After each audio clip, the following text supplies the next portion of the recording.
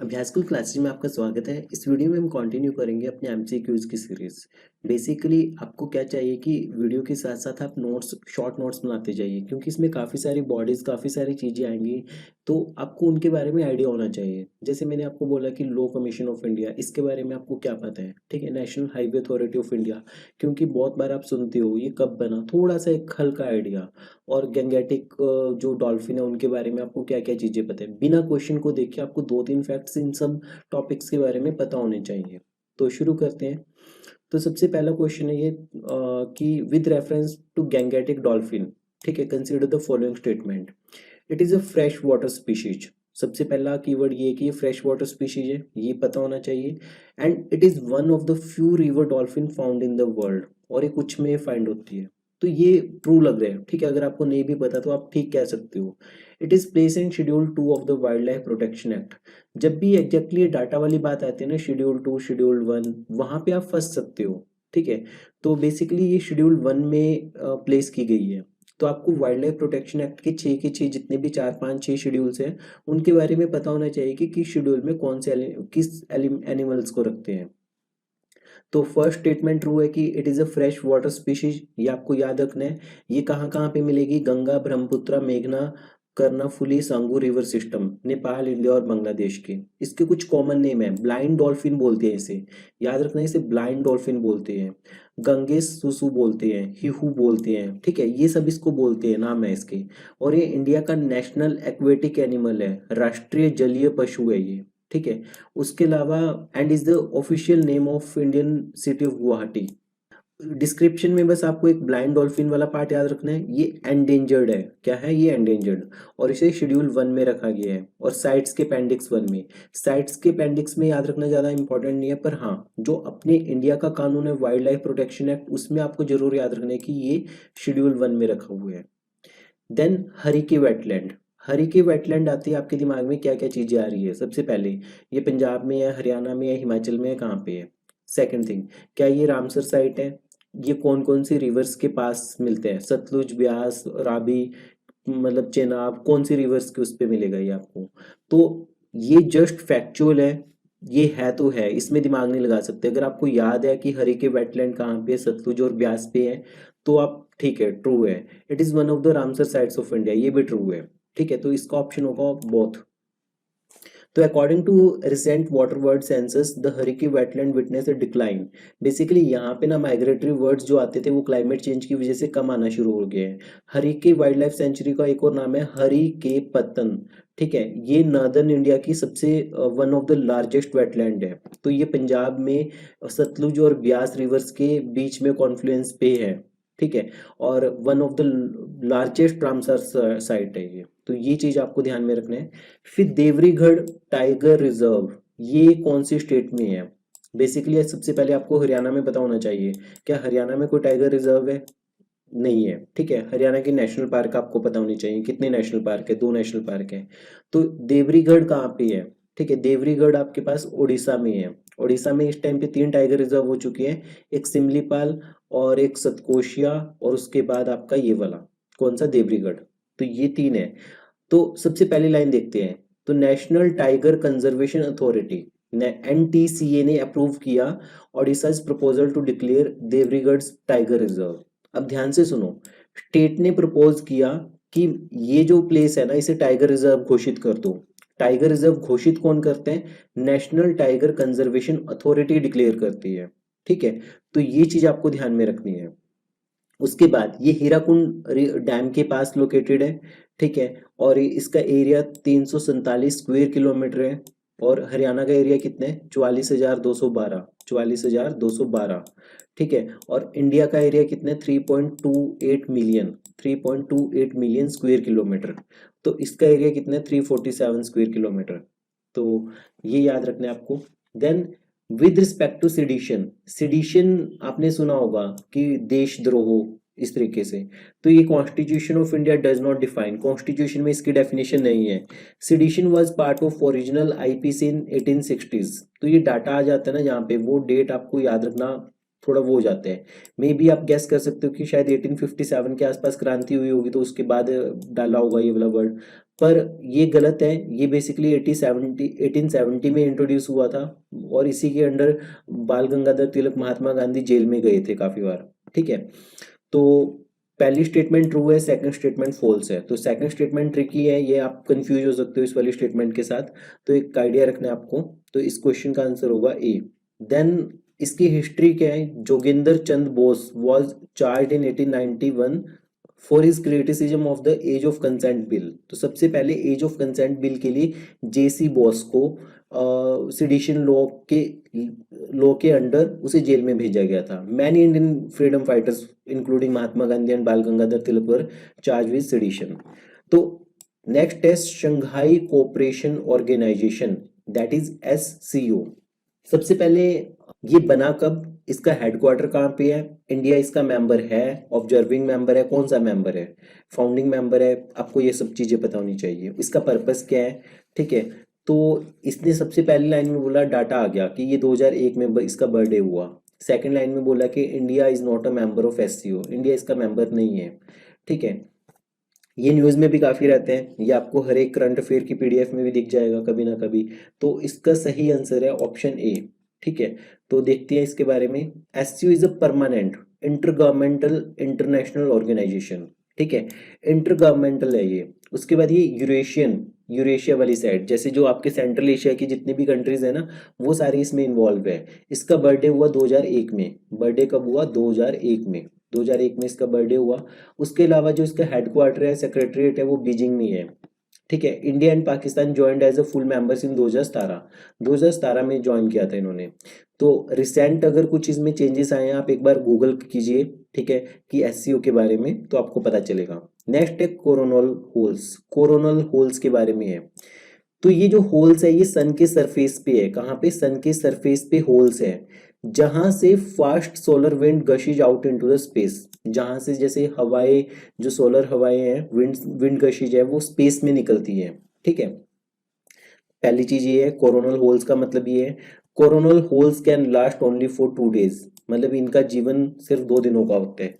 तो ये science and take से रिलेटेड है, अगर आपको आता है तो ठीक है, नहीं आप स्किप कर सकते हो रियल टाइम एग्जाम में ऐसे क्वेश्चंस। तो कोरोनल होल्स का पहला स्टेटमेंट बिल्कुल ट्रू है कि ये सन के सरफेस पे होते हैं जहां से हवाएं निकलती है। ठीक है, सेकंड ये गलत है कि 2 days के लिए होता है, ये बेसिकली 7 दिनों से लेके 1 महीने तक रुक सकते हैं। ठीक है, फ्यू वीक्स 2 months। तो ये आपको याद रखना है कोरोनल होल्स के बारे में। तो इसका ऑप्शन नंबर ए ट्रू होगा। With respect to Kashmir saffron, Kashmir के केसर के संदर्भ में कौन सी स्टेटमेंट्स ट्रू है 2020 में। यहाँ पे थोड़ा डाटा टाइप आ गया कि union government issued a certificate of GI registration for saffron grown in the Kashmir valley. जो कश्मीर वैली है वहाँ पे सैफरन केसर उगाने, मतलब कि केसर को GI टैग दिया गया। It is only saffron in the world grown at an altitude of 1600 to 1800 metre. तो ये ओनली सैफरन है, ठीक है, जो कि इस हाइट पे, इस एल्टीट्यूड पे ग्रो किया जाता है। तो वीडियो को पॉज करके आप एक बार अपना मतलब लॉजिकल तरीके से सोचो कि क्या आंसर दोगे आप इसका। तो इसका आंसर है बोथ ट्रू है इसके बारे में। ठीक है, कश्मीर सैफरन के बारे में आपको 2020 से ऐसे याद रखना है कि वहां पे जैसे J&K को बाइफरकेट कर दिया, तो उसके बाद ऐसा हुआ, मतलब याद रखने के लिए आप कर सकते हो ऐसे। तो it is the only saffron, ये एक्सट्रीम वर्ड जरूर है पर ट्रू है इस केस में। Only saffron in the world which is grown at altitude of this. ठीक है, उसके अलावा इसे सैफरन बाउल ऑफ कश्मीर भी बोलते हैं, किसे, पैम्पोर रीजन को बोलते हैं। ये बहुत प्रीशियस और कॉस्टली प्रोडक्ट होता है। Saffron is renowned globally as a spice, इसे स्पाइस की तरह पहचाना जाता है, इसकी पहचान। ठीक है, मेडिसिनल पर्पस के लिए, कॉस्मेटिक्स के लिए इसका यूज होता है। ठीक है, ट्रेडिशनल कश्मीरी कुजीन्स जो होते हैं उसमें भी यूज होते हैं। और national mission on saffron is focus on several major to improve its farming. तो एक मिशन भी चल रहा है केसर के ऊपर, नेशनल मिशन ऑन सैफरन। तो ये चीजें आपको पता होनी चाहिए। ठीक है, और यूनिक कैरेक्टरिस्टिक्स क्या है सैफरन के, it's longer and thicker stigmas, natural deep red colour, high aroma, bitter flavour, chemical free processing and high quantity of Crocin, colouring strength. ठीक है, तो ये सब चीजें आपको पता होनी चाहिए। जायद क्रॉप, सो जैसे राबी, खरीफ और जायद क्रॉप के बारे में क्वेश्चन है, तो इसने बोला है कि जायद क्रॉप को ग्रो किया जाता है between kharif and rabi crops के बीच में। ठीक है, it is a short season. Second, it require dry weather, मतलब कि इसे सूखा मौसम चाहिए होता है ग्रो करने के लिए क्रॉप्स को। तो वीडियो को पॉज करके सोचिए कि इसका आंसर क्या होगा। तो इसका आंसर है both.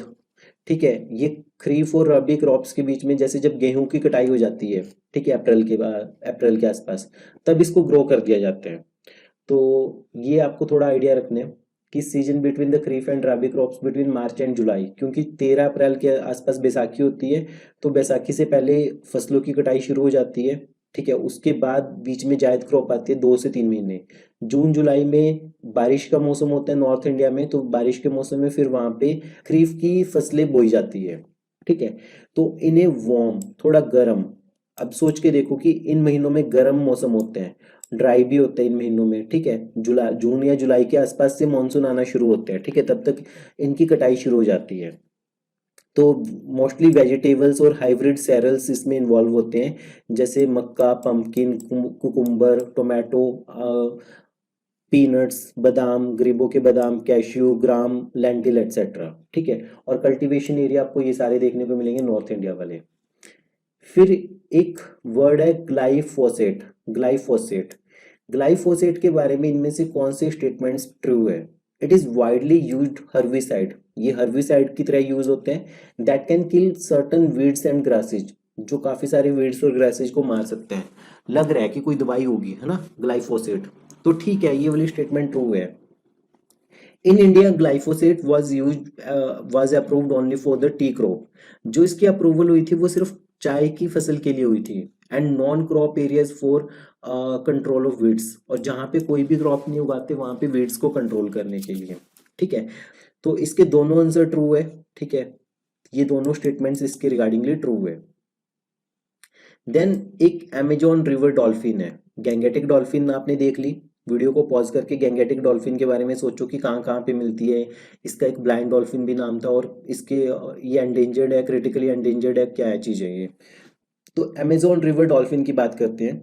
It is a fresh water dolphin found in the Amazon and Orinoco river basin, ये इन रिवर बेसिन्स में मिलती है। अगर आपको वर्ल्ड ज्योग्राफी के बारे में आइडिया है तभी आप ऐसा क्वेश्चन अटेम्प्ट कर सकते हो, अदरवाइज आपको ये छोड़ना पड़ेगा। Second, it is categorised as endangered species under the IUCN red list. तो अमेजोन रिवर डॉल्फिन, देखो कोई भी डॉल्फिन, मतलब ऐसी जो चीजें न्यूज में होती है ना, अगर तो उनपे कोई खतरा नहीं है तो वो न्यूज में होंगी नहीं। ठीक है, या तो वो क्रिटिकली एंडेंजर्ड होंगी या एंडेंजर्ड होगी, दोनों में से एक केस होगा। तो होपफुली ये ट्रू हो सकता है। सिर्फ यहाँ पे कंफ्यूजिंग वर्ड क्या हो सकता है, क्रिटिकली एंडेंजर्ड या फिर एंडेंजर्ड, आपको इन दो में कंफ्यूज किया जा सकता है। ठीक है, सेकंड थिंग कि इन रिवर्स के नाम चेंज किए जा सकते हैं अमेजोन और ओरिनोको के आसपास, अदरवाइज ये न्यूज में काफी रहते हैं। ठीक है, एनवायरमेंट वाले सेक्शन में। तो इसकी दोनों ही स्टेटमेंट्स वैसे तो ट्रू है। ठीक है, तो आपको ये याद रखना है, अमेजोन और ओरिनोको रिवर बेसिन के बीच में, और एंडेंजर्ड है ये, और ये भी फ्रेश वाटर में ही रहती है। देन एक वर्ड है open pit mining. Open pit, खुला गड्ढा खुदाई। It is a surface mining technique, ये सरफेस माइनिंग टेक्निक है that extract mineral from an open pit in the ground, जो कि मिनरल्स को एक्सट्रैक्ट करती है एक खुले गड्ढे में से। It is an appropriate extraction method, ये एक अच्छा मेथड है when mineral ore deposits are found relatively close to earth surface. दोनों ही ठीक लग रही हैं। ठीक है, 11th का सी ऑप्शन होगा इसका। ठीक है, ऐसे क्वेश्चंस, अगर ऐसी चीज आपने नहीं भी सुनी तब भी आप थोड़ा आइडिया लगा सकते हो कि ओपन पिट माइनिंग कब हो सकती है, जब जमीन के बिल्कुल पास, अर्थ के सरफेस के पास आपके मिनरल्स देखने को मिलेंगे। उसके बाद मोहिनीअट्टम, तो ये क्लासिकल डांस की फॉर्म है मोहिनीअट्टम। सबसे पहले क्या ये कर्नाटका में है, क्वेश्चन ये राइज होते हैं। सेकंड, कि ये लस्से टाइप का है जो शो केस करते हैं graceful, gentle, feminine form of dancing. तो I hope most of the you, जो भी आप ये वीडियो देख रहे हो, आप शायद सेकंड स्टेटमेंट में कंफ्यूज हो जाओ। ठीक है, देखो जितने भी डांस फॉर्म्स है ना आपके पास, 6 7 8 जितने भी है, उन सब के बारे में आपको बेसिक करेक्टरिस्टिक्स याद ही रखनी पड़ेंगी। चाहे कोई निमोनिक बनाओ, चाहे जैसे मर्जी बनाओ, आपको वो याद ही रखनी पड़ेंगी। अदरवाइज आपका प्री में एक क्वेश्चन गलत होने का मतलब है कि आप कंपटीशन में पीछे चले गए हो। ठीक है, अच्छा, अगर आपको पहली स्टेटमेंट भी नहीं पता कि कर्नाटका में है या फिर महाराष्ट्र में है या फिर केरला में है, तो फिर बिल्कुल ही गड़बड़ है। तो मोहिनीअट्टम सबसे पहली स्टेटमेंट बिल्कुल गलत है कि ये केरला में है। मोहिनीअट्टम केरला के आई गेस 2 डांस है, ठीक है। सेकंड इसके बारे में पढ़ते हैं। Mohiniyattam is Indian classical dance that evolve in the state of Kerala. It derive it's name from the word Mohini. तो मोहिनी का मतलब क्या है कि फीमेल अवतार ऑफ लॉर्ड विष्णु, ठीक है। नाट्य शास्त्र में इसकी रूट्स देखने को मिलती है। बेसिकली मोहिनीअट्टम डांस कब परफॉर्म होता था? देवदासीज करते थे। कब? 9 से 12 सीई के बीच में, जो 9 से 12 कॉमन एरा है ना, उस टाइम पे चेरा किंग्स के टाइम पे जो टेम्पल्स में देवदासी होते थे वो परफॉर्म करते थे। ये सोलो डांस है। बस मोहिनीअट्टम के बारे में आपको सोलो डांस याद रखना है कि मोहिनी बहुत ब्यूटीफुल है, तो वो सिंगल ही डांस कर रही है, सोलो डांस कर रही है। फीमेल आर्टिस्ट करते हैं, नाम में मोहिनी है तो फीमेल आर्टिस्ट करेंगे। इट एडहर टू लस्य टाइप मतलब इसमें graceful gentle feminine form of dancing होगी, ठीक है। बेसिकली इसमें जो एम्फेसाइज जो जोर दिया जाता है वो हैंड जेस्चर्स पे दिया जाता है और मुख अभिनय पे दिया जाता है। मुख अभिनय का मतलब होता है कि फेशियल एक्सप्रेशंस के ऊपर दिया जाता है, ठीक है। तो जो स्टेटमेंट नंबर 2 है वो करेक्ट है। Then Law Commission of India. Video को पॉज करके लॉ कमीशन ऑफ इंडिया के बारे में सोच के देखिए आपको कितना याद आ रहा है, ठीक है। तो सबसे पहले है it function to the ministry of law and justice as an advisory body. ये एक एडवाइजरी बॉडी के तहत काम करती है। Second, it carry out research in the field of law and make binding recommendation. ये बाइंडिंग रिकमेंडेशन बनाती है सरकार के ऊपर। अगर कोई भी संस्था सरकार के ऊपर बाइंडिंग मतलब रिकमेंडेशन बनाएगी ना, तो वो सरकार से ऊपर हो जाएगी, ठीक है। तो ये चीज आपको याद रखनी है कि अगर कोई भी संस्था, कोई भी ऑर्गेनाइजेशन, कोई भी कमेटी बाइंडिंग रिकमेंडेशन सरकार के ऊपर बनाती है तो वो सरकार से ऊपर हो जाएगी, और ऐसा हो नहीं सकता। तो ऑप्शन नंबर 2 गलत है। और ऑप्शन नंबर 1 में आप सोच सकते हो कि शायद ये स्टैट्यूटरी बॉडी होगी, लॉ कमीशन ऑफ इंडिया, तो ये गलत है। मतलब कि फर्स्ट ऑप्शन ट्रू है, ये एडवाइजरी बॉडी ही है, किसी भी कानून की हेल्प से नहीं बनाया गया। तो फर्स्ट लॉ कमीशन कब एस्टेब्लिश किया गया था? ब्रिटिश राज के टाइम पे 1834 में, ठीक है। और इसे चेयर किया था मैकॉले ने। और 1955 में फर्स्ट इंडिपेंडेंट लॉ कमीशन को क्रिएट किया गया था, ठीक है। पता ही है हमें लॉ कमीशन का काम क्या होगा, फील्ड ऑफ लॉ में रिकमेंडेशंस बनाएगा। उसके अलावा अभी तक 277 रिपोर्ट्स सबमिट करवा चुके हैं, ठीक है। इसका एक फिक्स टेन्योर होता है। जो इसके कमीशन में होते क्या, लीगल एक्सपर्ट्स जो एक रिटायर्ड जज हेड करते हैं, ठीक है। जो 22वां लॉ कमीशन है वो एक्सटेंड हो गया अगस्त 2024 तक। कब तक? अगस्त 2024 तक। जूट कल्टीवेशन की बात करते हैं। किसकी? जूट कल्टीवेशन की। तो it is mainly grown in the rich alluvial soil. तो ये इस रिच एल्यूवियल सॉइल में ग्रो होते हैं। Second, it require 150 to 250 centimetre of rainfall. सबसे पहला क्वेश्चन ये है कि जूट कल्टीवेशन का नाम आते ही आपके दिमाग में कौन सी स्टेट आती है, ठीक है। तो स्टेट आएगी वेस्ट बंगाल, ठीक है। तो वेस्ट बंगाल के आसपास का एरिया। तो वेस्ट बंगाल में एल्यूवियल सॉइल काफी पाई जाती है, क्योंकि जो रिवर्स फ्लो करती है वहां पे वो लेके आती है साथ में मिट्टी, तो वहां पे रेनफॉल भी अच्छा होता है। तो इसकी दोनों ही स्टेटमेंट्स ट्रू है कि टेम्परेचर 25 से 35 चाहिए होते हैं, रेनफॉल 150 टू 250 सेंटीमीटर चाहिए होते हैं। Highest producer of jute followed by Bangladesh and China. India highest producer है, लार्जेस्ट प्रोड्यूसर है, followed by Bangladesh and China. It is mainly grown in the east India because of the rich alluvial soil of the Ganga Brahmaputra delta, ठीक है। Mostly waste Bengal में होते हैं। 3 words हैं, तोलकप्पियम, पट्टू पट्टू, it to टोगई। ये किससे रेफर करते हैं? फोक डांस, संगम लिटरेचर, वैदिक लिटरेचर, फॉर्म्स ऑफ पपेट्री। तो तोलकप्पियम, पट्टू पट्टू, इट्टू टोगई, तो ये सारे के सारे तमिल वर्क्स हैं। तोलकप्पियम का मतलब है 10 पोइम्स, पट्टू पट्टू का मतलब है 8 एंथोलॉजीज, इट्टू टोगई का मतलब है 8 एंथोलॉजीज। तो अल्टीमेटली बस ये 3 वर्ड्स ना लिटरेचर से रिलेटेड है। नेक्स्ट है अपना जो डिफेंस टेक्नोलॉजी है उससे रिलेटेड एक एमसीक्यू है, निर्भय मिसाइल। तो ये short range subsonic cruise missile है। तो आपको ये पता होना चाहिए कि short range, long range, subsonic, supersonic, cruise ballistic missile क्या होते हैं। It was developed by DRDO, इसे डीआरडीओ ने डेवलप किया है। तो बैलिस्टिक मिसाइल की जो ट्रेजेक्टरी होती है वो कुछ इस तरीके से होती है, जैसे अगर मान लो आपने बॉल फेंकी तो वैसे पैराबोलिक टाइप, ठीक है। और जो क्रूज मिसाइल होते हैं वो मोस्टली ऐसे सिंपल सीधे सीधी जाती है लॉन्च साइट से ट्रेजेक्टरी और टारगेट की तरफ। तो it was tested on the subsonic cruise missile Nirbhay platform.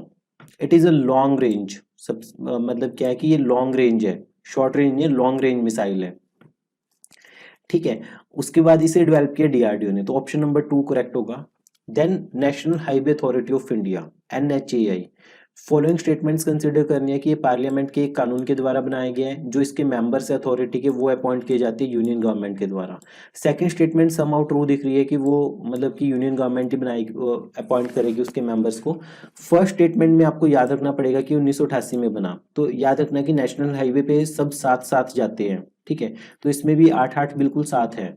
तो कुछ इस तरीके से आप थोड़ा आइडिया रख सकते हो कि it was constituted by an act of parliament in 1988 में। ठीक है। Under the administrative control of ministry of road transport and highway. इसका काम क्या है? Develop, maintain and manage the national highway. ठीक है। उसके अलावा सेंट्रल गवर्नमेंट वो करती है, एक फुल टाइम चेयरमैन होता है और 5 से ज़्यादा मेंबर्स नहीं होने चाहिए, 4 पार्ट टाइम मेंबर होने चाहिए। तो ये इसकी वो थी। देन काजीरंगा नेशनल पार्क के बारे में बात करते हैं। काजीरंगा नेशनल पार्क आते ही आपके दिमाग में क्या क्या चीज़ें क्लिक कर रही है? वीडियो को पॉज करके एक बार सोच के देखो कि वहाँ पे कौन सा जानवर आपको लगता है कि मिलता होगा काजीरंगा नेशनल पार्क में। उसके आसपास कोई नदी पता है? और असम कौन कौन सी स्टेट से अपनी बाउंड्री टच करते हैं? तो काजीरंगा नेशनल पार्क, तो ये यूनेस्को वर्ल्ड हेरिटेज साइट है ये। ठीक है। Second, vegetation is a mixture of alluvial grassland, evergreen forest, semi evergreen forest and tropical moist deciduous forest. हाँ, तो इसने ये बोला ना कि मिक्सचर है इनका, तो होगा भाई ये तीनों पाए जाते होंगे। ठीक है। अगर इसने ये बोलता ना कि only consist of wet alluvial grassland, तो वो चीज़ गलत हो जाती कि अगर वो सिर्फ कुछ एक ही टाइप की वेजिटेशन पाई जाती है वहाँ पे, मिक्सचर है तो पाए जाते हैं। ठीक है। तो आप गैस वर्क कर सकते हो।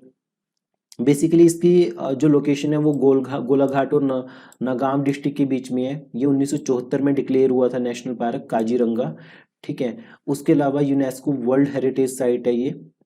और वहाँ पे जो एक सिंग वाले राइनोसोर्स है वो बहुत ज़्यादा पाए जाते हैं। ठीक है। It is largest undisturbed area in the Brahmaputra valley flood plains. ठीक है। और leopard, fishing cat, royal Bengal tiger, ये सब वहाँ पे पाए जाते हैं। ठीक है। तो क्रिटिकली एंडेंजर्ड बंगाल फ्लोरिकन भी का घर भी यही है। तो ये आपको याद रखनी है सारी चीजें। तो ये थे कुछ एमसीक्यूज, होपफुली आपको ये वीडियो अच्छी लगी होगी। ठीक है। तो प्रैक्टिस करते रहिए HCS एग्जाम के लिए एमसीक्यूज की हेल्प से।